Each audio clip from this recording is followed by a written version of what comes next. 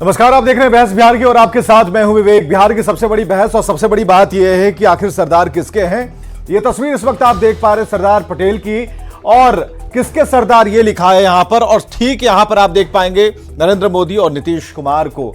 तो सवाल इस बात को लेकर है कि सभी कह रहे हैं, सभी कार्यक्रम आयोजित कर रहे हैं, किसी ने बहुत बड़ी प्रतिमा बनाई है, किसी ने उन्हें एक अलग पहचान दी है, फिर कोई ये कह रहा है कि नहीं, हम जो करने वाले हैं, आगे जो करने वाले हैं वो बेहतर होगा। सवाल इस बात को लेकर है कि इन सब के बीच में जो पॉलिटिकल एंगल है वो कहां पर आकर टिकता है, इसका क्या नफा नुकसान, फायदा नुकसान है, इस बात को देखना बहुत जरूरी होगा। आखिर सरदार किसके हैं? सरदार की जो सोच थी, सरदार का जो एक भारत को लेकर एक जो सपना था, वो क्या साकार हो पा रहा है, सबसे बड़ी बात यही है। लेकिन यह जरूर है कि सरदार बनने की लय में जो पटेल पॉलिटिक्स है, क्या उसका भी कोई एंगल यहां पर छिपा हुआ है जिस पर बात करना बेहद जरूरी है। तो अब जरा देखिए इस मामले को कि मामला क्या है, इसी स्क्रीन पर आपको दिखाते हैं और आज के दिन किस मामले को लेकर हम सामने आए हैं। तो बिहार में सरदार पटेल पर अपनी अपनी सियासत चल रही है और फिलहाल यही चल रहा है कि पटेल किसके हैं, और अपनी अपनी सियासत की बात करने के चक्कर में कह लीजिए बहुत सारी गतिविधियां होती जा रही हैं। नीतीश ने आदमकद प्रतिमा का अनावरण किया है, लेकिन इस पर सम्राट चौधरी काफी बिफर गए और उन्होंने कहा बीजेपी की तरफ से कि नहीं, नालंदा में उससे भी बड़ी प्रतिमा बनाने वाले हैं। आज की डिबेट शुरू करते हैं। कुंतल कृष्ण प्रवक्ता बीजेपी से, सारिका पासवान प्रवक्ता आरजेडी से, असिता तिवारी जी प्रवक्ता कांग्रेस से हमारे साथ हैं, श्याम सुंदर शरण प्रवक्ता हम पार्टी से आएंगे और उनका भी बहुत बहुत स्वागत करेंगे। सबसे पहले तो आज के दिन हम लोगों को सरदार पटेल की जो छवि थी, वो सारी चीजें एक एक कर याद आ रही हैं। जिन्होंने भी सरदार पटेल को जाना है, समझा है, पढ़ा है और करीब से देखने की कोशिश की है, समझने की कोशिश की है। हमारे साथ असिता तिवारी जी हैं, उन्हीं से शुरू करते हैं। असिता तिवारी जी, आज जो बातें हो रही हैं कि ठीक है, नालंदा में नीतीश कुमार पटेल की आदमकद प्रतिमा का अनावरण करने के लिए पहुंचे और उस पर तुरंत एक रिएक्शन बीजेपी की तरफ से आता है, ये कहते हुए कि नहीं, वहीं पर हम बहुत बड़ी और भी प्रतिमा का निर्माण करेंगे। तो हमें जरा बताइए इसकी पॉलिटिक्स, जो पटेल पॉलिटिक्स जो हम कह रहे हैं, क्या आपको भी वो एंगल समझ में आ रहा है या फिर इसे आप किस तरीके से देखते हैं? देखिए विवेक जी, काम न पूछो नेता की, पूछ लीजिए जात। जिस नेता के पास बताने के लिए कोई काम नहीं है, दिखाने के लिए कोई काम नहीं है, वो जात का राग पगुराएगा। मैं यहाँ किसी का नाम नहीं लूंगा, लेकिन इससे ज्यादा दुर्भाग्यपूर्ण बात क्या होगी कि हम सरदार पटेल को भी जाति के खांचे में डालेंगे। सरदार पटेल तो सबके हैं, सरदार पटेल इस राष्ट्र के हैं। इसमें राजनीतिक विचारधारा कहां से आती है? क्या अडवाणी वाजपेयी ने कभी सरदार पटेल को खारिज किया? आज की ही सरकार ने क्या कभी खारिज किया? सरदार पटेल तो कांग्रेस के थे, इन क्या भाजपा खारिज करने का हिम्मत जुटाएगी? कम्युनिस्ट पार्टियां, बाकी पार्टियां? नहीं, क्योंकि सरदार पटेल इस देश के थे। सरदार पटेल किसी खास राजनीतिक दल विचारधारा के नहीं थे। हां, उन्होंने कांग्रेस को चुना, उस समय भी जनसंघ था, वाम दल थे, सोशलिस्ट पार्टी थी, लेकिन उन्होंने कांग्रेस को चुना और आजीवन कांग्रेस में रहे। ये उनकी पसंद थी, उनकी चॉइस थी।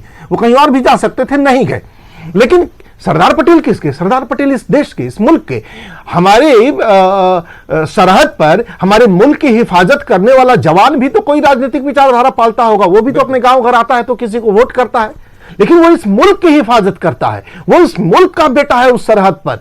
तो क्या हम ऐसे खांचे में बांटेंगे? ये बड़ा दुर्भाग्यपूर्ण है। जैसे बहुत दुख होता है जब मैं ये देखता हूं कि अंबेडकर को एक खास जाति के खांचे में जबरदस्ती धकेल लिया गया, और अब ऐसा लगता है कि जैसे बस वो उस कुएं तक ही सीमित हैं, उस कुएं से बाहर आप अंबेडकर को नहीं वो निकलने ही नहीं देना चाहते वो लोग। ये गलत है। अंबेडकर सबके हैं, सरदार पटेल सबके हैं, महात्मा गांधी सबके हैं, और दुर्भाग्य की बात है कि इन महापुरुषों को एक खास विचारधारा से या किसी खास जाति से जोड़कर देखने की रवायत शुरू की जा रही है। क्यों ये रवायत शुरू हुई? कुंतल कृष्णा प्रवक्ता बीजेपी से हमारे साथ मौजूद है। कुंतल कृष्णा जी, असिता तिवारी ने अपनी बात रख दी है, पूरा मौका हम दे रहे हैं सभी को अपनी बात कहने का। कुंतल कृष्णा जी जब बोलेंगे कोई बीच में इंटरप्ट नहीं करेगा। हाँ कुंतल जी।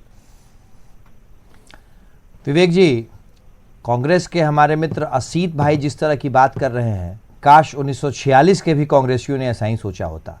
मैं आपकी बात पे आऊंगा, उससे पहले मैं बस 20 सेकंड चाहूंगा। 1946 में इस देश में अगला प्रधानमंत्री कौन होगा कांग्रेस की तरफ से, इसके लिए बहुत बड़ी बैठक चली। 15 प्रदेश कांग्रेस कमेटी थी उस वक्त। 13 लोगों ने सरदार पटेल के लिए वोट किया था और 3 लोग, 2 प्रदेश कांग्रेस कमेटी और 1 रीजनल कांग्रेस कमेटी ने अपना कोई मत नहीं दिया था।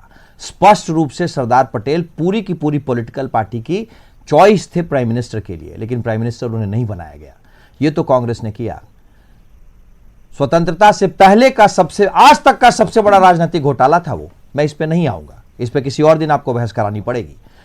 आज बिहार में जब आज सरदार पटेल जी का जब जन्मदिन मनाया जा रहा था, उस वक्त सिर्फ और सिर्फ चुनाव को देखते हुए बिहार के मुख्यमंत्री और बाकी राजनीतिक दलों को उनकी याद आई।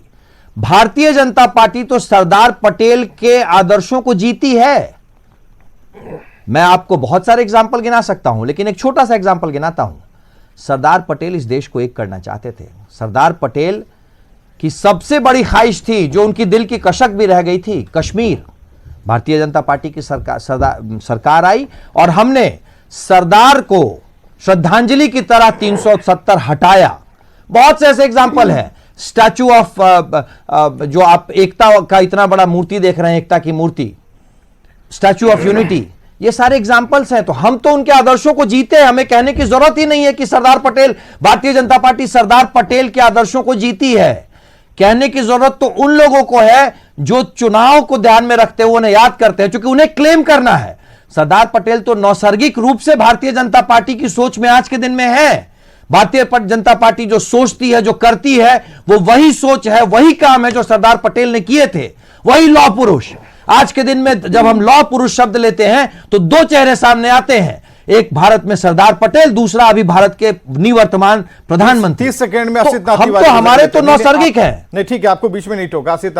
आसित नाथ तिवारी को हम जरा 30 सेकंड में लेते हैं, उसके बाद हम सारिका पासवान जी की तरफ बढ़ेंगे। आसित नाथ तिवारी जी जो कह रहे हैं कि नहीं भाई, ये पॉलिटिकल नहीं है, ये चुनावी स्टंट नहीं है, आप लोग जो करते हैं, जो कांग्रेस करती आई है, वहां पर कुछ खामियां हैं, और सरदार जो है किसके सरदार है ये बताने की कोशिश हम नहीं कर रहे, बल्कि हम उनके आदर्शों पर चल रहे हैं। ये बीजेपी का एजेंडा है। देखिए, सरदार पटेल उस समय प्रधानमंत्री पद के प्रभारी थे जिस समय जम्मू कश्मीर में धारा 370 लागू की गई। पंडित नेहरू तो थे ही नहीं भारत में, तो विदेश में थे। ये गलत तरीके से तथ्य पेश करना ही भाजपा की रवायत है। और सरदार पटेल को क्या कांग्रेस ने जाति और दल के खांचे में धकेला है? एक उदाहरण आप बता दीजिए। आज जो आप डिबेट लेकर बैठे हैं, इसमें कांग्रेस कहाँ है?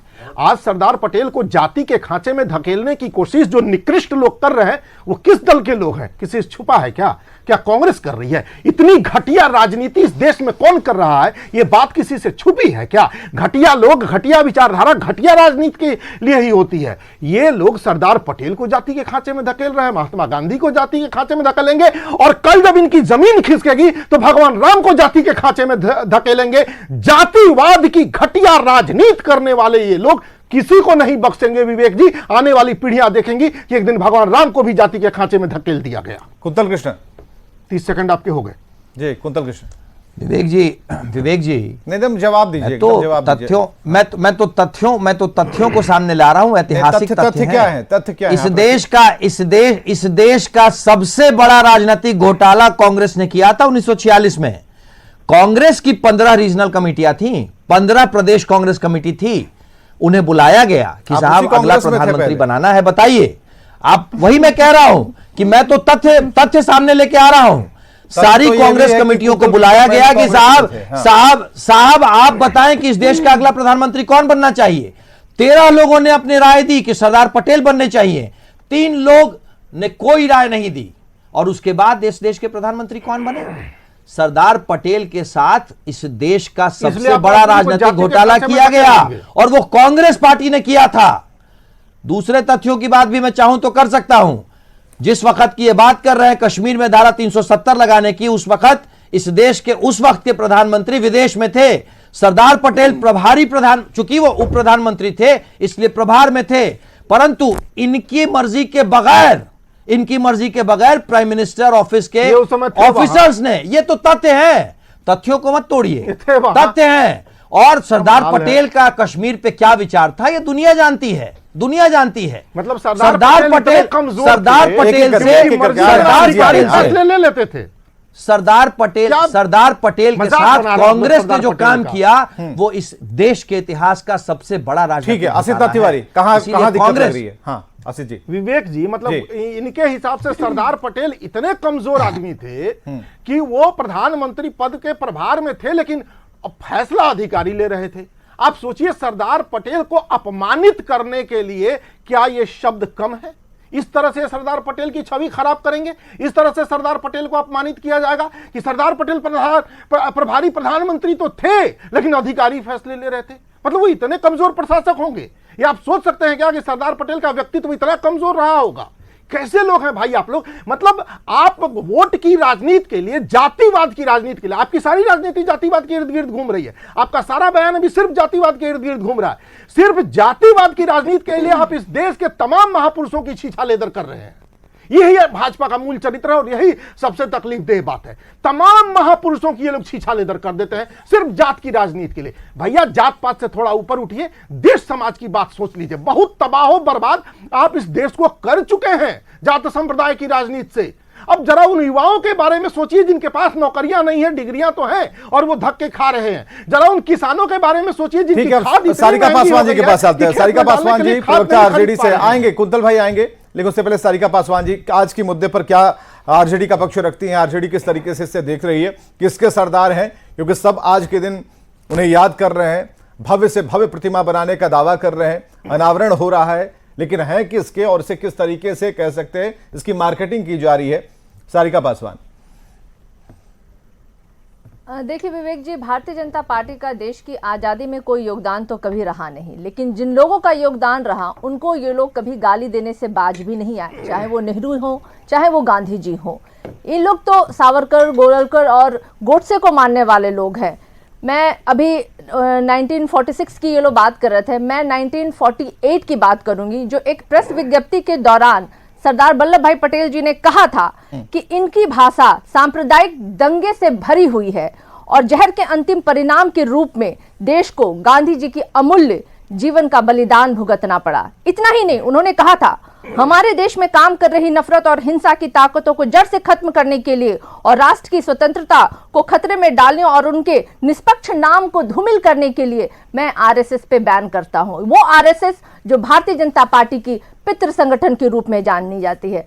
सरदार वल्लभ भाई पटेल से कोई लेना देना नहीं है, लेकिन सरदार वल्लभ भाई पटेल का नाम ये लोग ट्रम्प कार्ड के रूप में इस्तेमाल करते हैं। मैं बताना चाहूंगी विवेक जी कि मोटेरा में एक स्टेडियम जो सरदार वल्लभ भाई पटेल के नाम से था, जब यहाँ पे मेक इन इंडिया का कार्यक्रम चल रहा था तब उसी सरदार वल्लभ भाई पटेल के नाम से स्टेडियम को इन्होंने मोदी जी के नाम का स्टेडियम, ये संस्कार भारतीय जनता पार्टी का है और ये हमारे स्वतंत्रता सेनानियों के प्रति इनका सम्मान है। ये हमारे देश में आजादी में योगदान देने वाले लोगों के प्रति इनका सम्मान है। भारतीय जनता पार्टी सिर्फ और सिर्फ गोडसे को मानती है और उनके पूजने और माफीवीरों को मानती है। ठीक है, काउंटर करेंगे कुंतल जी काउंटर। विवेक जी, राष्ट्रीय जनता दल जैसे लोग अगर सरदार पटेल की बात करेंगे तो हास्यास्पद है, उस पर तो मैं कुछ कमेंट कर ही नहीं सकता। क्योंकि सरदार पटेल भारत के लौह पुरुष याद किए जाते हैं अपने प्रशासन के लिए और राष्ट्रीय जनता दल याद किया जाता है अपने जंगल राज के लिए। सरदार पटेल याद किए जाते हैं देश को एक करने के लिए और राष्ट्रीय जनता दल याद किया जाता है और आज भी कर रहा है तुष्टिकरण की राजनीति के लिए। सरदार पटेल की सोच थी संतुष्टिकरण की राजनीति। वो लौह पुरुष सरदार पटेल ने इंडियन एडमिनिस्ट्रेटिव सर्विसेज को मजबूत किया और राष्ट्रीय जनता दल के कार्यकाल में इंडियन एडमिनिस्ट्रेटिव सर्विसेज के एक ऑफिसर को अपनी व्यथा इस स्तर तक बतानी पड़ी कि मेरा परिवार और मेरी पत्नी सुरक्षित नहीं है। इसलिए राष्ट्रीय जनता दल कम से कम इस बात पे चर्चा मत करे। सरदार पटेल पे चर्चा करने से पहले उन्हें माफी मांगनी चाहिए सरदार पटेल से हाथ जोड़ के कि साहब हमने इतने बड़े बड़े राजनीतिक पाप बिहार में किए हैं। राष्ट्रीय जनता दल का सरकार में आने का मतलब होता है जंगल राज की वापसी। राष्ट्रीय जनता दल के सरकार में आने का मतलब होता है फिर से अपराध की वापसी। राष्ट्रीय जनता दल के सरकार में आने का मतलब होता है यहां से कल कारखानों का पलायन, अधिकारियों का मनोबल टूटना। यह होता है राष्ट्रीय जनता दल का मतलब। और सरदार पटेल इन चीजों के बिल्कुल विपरीत थे। इसीलिए राष्ट्रीय जनता दल सरदार पटेल पे बात करे, बड़ी हास्यास्पद बात है। मैं इस पे कुछ नहीं कहना चाहता। और उससे बड़ी हास्यास्पद बात तो यह है कि भारतीय जनता पार्टी उस सरदार वल्लभ भाई पटेल, उस लौह पुरुष को अपना बता रही है सिर्फ और सिर्फ राजनीतिक लाभ के लिए, वो भी तब जब चुनाव सर पे है। अरे भारतीय जनता पार्टी याद की जाएगी मणिपुर में नंगा घुमाई गई महिलाओं के लिए, भारतीय जनता पार्टी की देन है। भारतीय जनता पार्टी याद की जाएगी देश के संसाधनों को बेचने के लिए, भारतीय जनता पार्टी याद की जाएगी देश में जो महंगाई है चरम सीमा पे, भारतीय जनता पार्टी याद की जाएगी अपने जो देश में बेरोजगारी का अड्डा बनाया है, डिमोनेटाइजेशन के नाम पे लोगों को ठगने के लिए और जुमलेबाजी के नाम पे लोगों से वोट लेने के लिए। भारतीय जनता पार्टी के पास ना तो अपना कोई संस्कार है, ना नेकी है, ना नियत है, और राष्ट्रवादी तो ये है ही नहीं। तो ये याद किसके लिए किए जाएंगे? भारतीय जनता पार्टी आज अपने वजूद को खंगाले, तलाशे कि आखिर उनका क्या योगदान रहा और क्या आज वर्तमान में भारतीय जनता पार्टी देश को दे रही है। निश्चित रूप से भारतीय जनता पार्टी के पास कुछ नहीं है जो वो देश को बता सके। जरूरी है। श्याम सुंदर जी, श्याम सुंदर जी, आज का सवाल यही है कि आखिर सरदार किसके हैं, क्योंकि सबकी अपनी अपनी राजनीति है, उस राजनीति में वोट बैंक है, वोट बैंक को साधना है, और अगर सरदार को अभी सामने नहीं रखा तो फिर सरदार कैसे बनेंगे, ये सवाल है। देखिए विवेक जी, सरदार इस देश के हैं और सरदार सबके हैं। ये जो लोग चाहते हैं कि सरदार को जिस रूप में प्रधानमंत्री जी मोदी जी ने जिस तरह से स्टैच्यू ऑफ यूनिटी के माध्यम से पूरी दुनिया में जो उन्होंने संदेश देने का काम किया, वाकई कुछ लोगों के पेट में दर्द तो उसी समय से है। और जिन लोगों ने सरदार पटेल के चेहरे को ढकने का प्रयास किया, सरदार पटेल के स्वरूप को, जो उनका विराट स्वरूप है, जिस देश में हम रह रहे हैं, जिनकी मतलब कह लीजिए कि उनकी पूरी अगर पूरा योगदान अगर किसी का है तो सरदार पटेल का। इस भारतवर्ष की कल्पना जो आज़ादी के बाद जिस तरह से उन्होंने सभी रियासतों को शामिल किया, बनाया और संवारा, तो और उस पर आज वो कह रहे हैं तो फिर उनको कहने का क्या अधिकार है? जिस सरदार पटेल के द्वारा इस देश का निर्माण हुआ है और उस सरदार पटेल को भारत रत्न देने के लिए 41 साल इस देश को इंतजार करना पड़ा, और एक परिवार को सत्ता से बाहर जब वो परिवार हुआ तब सरदार पटेल को भारत रत्न मिलता है। अब वो लोग भी सरदार पटेल पर अपनी बात कहते हैं। अभी कांग्रेस के प्रवक्ता कह रहे थे कि जाति से निकलिए, सांप्रदायिक चीजों से निकलिए, और जाति का शोर कौन मचा रहा है अभी देश में? सबसे ज्यादा पिछला अगर 100 बाइट निकाल लीजिए राहुल गांधी जी का, तो उसमें 70, 75, 80 बाइट केवल जाति पर शोर है। यही राष्ट्रीय जनता दल है जिसने बिहार को जाति के नाम पर खून के धब्बों से रंग दिया है और पूरे बिहार को जंगल राज में धकेल दिया। और आज भी मैं कहता हूं कि ये तमाम लोग जो ये तीनों आज सत्ता में बिहार में बैठे हुए हैं, इन्होंने बारी बारी से बिहार को, देश को जहां भी मौका मिला लूटा, और आज फिर से जाति के जंगल में धकेलना चाहते हैं। आपका भी तो कोई ठीक नहीं है कि भविष्य में क्या पता फिर से साथ हो जाएंगे। आप भी तो नहीं, ये राजनीति में तो कुछ भी हो सकता है। अब आप देखिए विवेक जी, बहुत अच्छा प्रश्न आपने किया। आप जरा आरजेडी से ये बात पूछेंगे क्या, या कांग्रेस से कि जिस दोनों की लड़ाई में, नहीं मेरी बात सुन लीजिए, जिस दोनों की लड़ाई में बिहार में खून खराबा हुआ, मंडल कमीशन के नाम पर जिस तरह से बिहार में इन्होंने तबाही मचाई, कांग्रेस पार्टी आरजेडी आमने सामने थी, आरजेडी का उभय हुआ कांग्रेस पार्टी के विरोध में। आज वो दोनों एक दूसरे के गोद में खेल रहे हैं। सर आपको जेपी के नाम पर पेंशन लेंगे, जेपी आंदोलन के नाम पर ये तमाम लोग पेंशनधारी हैं, लालू प्रसाद जी भी पेंशन लेते हैं, और वो कांग्रेस की गोद में खेल रहे हैं। उनसे आप सवाल नहीं करेंगे। राष्ट्रीय जनता दल जो ये दंभ भरती है कि हम भाजपा के साथ कभी नहीं जाएंगे, आए ही थे भाजपा के साथ। बिहार में सत्ता किसके साथ आई थी इनकी? तो ये इन चीजों को नहीं बोलेंगे। जिसके खिलाफ ये लोग पैदा हुए, जिनके खिलाफ अपने कार्यकर्ताओं के, हजारों कार्यकर्ताओं की तिलांजलि दी, उनका खून बहवाया, उनकी हत्या करवाई, सब कुछ हुआ, और एक दूसरे की लाश पर आपके सवालों में एक सवाल कांग्रेस के लिए भी था। हम जरा चलते हैं आपके सवालों में। एक सवाल कांग्रेस के लिए भी था। सीता तिवारी हमारे साथ बने हुए। आशीष जी, आप सुन पा रहे होंगे श्याम सुंदर जी ने किस तरीके से घुमा करके कान पकड़ने की कोशिश की है। कान जरा छुड़ाइएगा। जो आरोप उनकी तरफ से लगाए जा रहे हैं, खासकर उन महानायकों की उपेक्षा को लेकर कांग्रेस के ऊपर जो आरोप लगाए जा रहे हैं, तो इसका क्या जवाब है? इस वक्त क्या जवाब है? विवेक जी, सरदार पटेल जब जीवित थे तब इस देश में कई राजनीतिक विकल्प थे। सिर्फ कांग्रेस नहीं थी, जनसंघ भी था, वाम दल भी थे, सोशलिस्ट पार्टी भी थी। ये क्या बोल रहे हैं आप? मैं बीच में नहीं बोल रहा था। नहीं ठीक है। और ना ही आपसे मैं पूछ के बोलूंगा, ना ही आप मुझे लिख के देंगे कि यही बोलना। अपनी लाइन अपने पास रखें। लेकिन ऐसी बात ना करें जिससे सरदार पटेल को आप उस घेरे में आप ले। आप मत तय कीजिए। देखिए नहीं, अभी आशीष जी सरदार हैं, अभी सरदार उन्हीं को बोलने का मौका दिया। उनके पास कई राजनीतिक विकल्प उस समय भी मौजूद थे। क्या कभी उन्होंने कांग्रेस की लाइन के खिलाफ एक शब्द बोला? जिस परिवार की ये चर्चा कर रहे हैं उसमें नेहरू जी थे। क्या आपने कभी किसी किताब में, किसी डॉक्यूमेंट्री में ये देखा है कि सरदार पटेल कभी नेहरू जी से नाराज भी हुए हो, रुष्ट भी एक पल के लिए कभी हुए हो? तो आज ये संगीत तय करेंगे कि सरदार पटेल और नेहरू के रिश्ते कैसे थे और सरदार पटेल की कांग्रेस में उपेक्षा हो रही थी। मतलब पटेल का व्यक्तित्व इतना कमजोर था कि कांग्रेस में उपेक्षा हो रही थी और वो दबे कुचले बन के कांग्रेस में बैठे हुए थे। ये सरदार पटेल की छवि को खराब करने के लिए, उनको अपमानित करने का काम ये लोग लगातार कर रहे हैं। वो इतने कमजोर आदमी नहीं थे कि उनकी उपेक्षा करते रहिएगा और वो खड़े रहेंगे। वो बहुत ही ताकतवर आदमी थे, वो असली लौह पुरुष थे। वो लौह पुरुष नहीं थे जिन्हें उनका चेला आएगा और मंच से धकिया के शेल्टर होम भेज देगा। ओल्ड एज होम में बैठे लौह पुरुष नहीं थे वो, जिनको उनके चेले ने पहुंचा दिया। वो असली वाले लौह पुरुष थे। उनका व्यक्तित्व इतना कमजोर नहीं था जितना भाजपा प्रचारित करती है और भाजपा के लोग प्रचारित करते हैं। मैं जवाब दे 10 सेकंड ताकतवर व्यक्ति थे। 10 सेकंड में जवाब दे रहा हूं। हाँ, बोलिए। ये लोग देखिए, असित नाथ तिवारी जी बहुत मुझे लगा कि ये कुछ बड़ी बात करेंगे। कांग्रेस पार्टी कह रहे हैं कि सरदार पटेल ने जिन्होंने कांग्रेस को बनाया उनकी ये बात करें को समाजवादी पार्टी में नहीं गए तो मार्क्सवादी पार्टी में नहीं गए। और दूसरी बात कि वो कौन सी कांग्रेस थी? आज की कांग्रेस थी क्या? वो कांग्रेस आई थी क्या? वो कांग्रेस जिसने सरदार पटेल ने सींचा, जो 4 बार उसके अध्यक्ष रहे, और आप कह रहे हैं कि उनको वो ऑप्शन नहीं था। 1950 में तो उनकी मौत हो गई। कांग्रेस पार्टी बिगड़ी कहां से? इतना तय है कि 2024 का इलेक्शन सामने है, उससे पहले सरदार की सियासत को भुनाने की भरसक कोशिश की जाएगी। उसकी रूपरेखा तैयार हो रही है। हालांकि याद आ रहे हैं सरदार, तो सरदार की बातें याद आएंगी, उनका एक्शन भी याद आएगा। बहुत बहुत शुक्रिया बातचीत के लिए और इस निष्कर्ष तक पहुंचने के लिए कि अभी और पॉलिटिक्स चलेगी। खासकर ऐसा नहीं कि सरदार के नाम पर, बल्कि और भी जितने भी महापुरुष हैं उन सभी के नामों को लेकर अभी चर्चा चलेगी।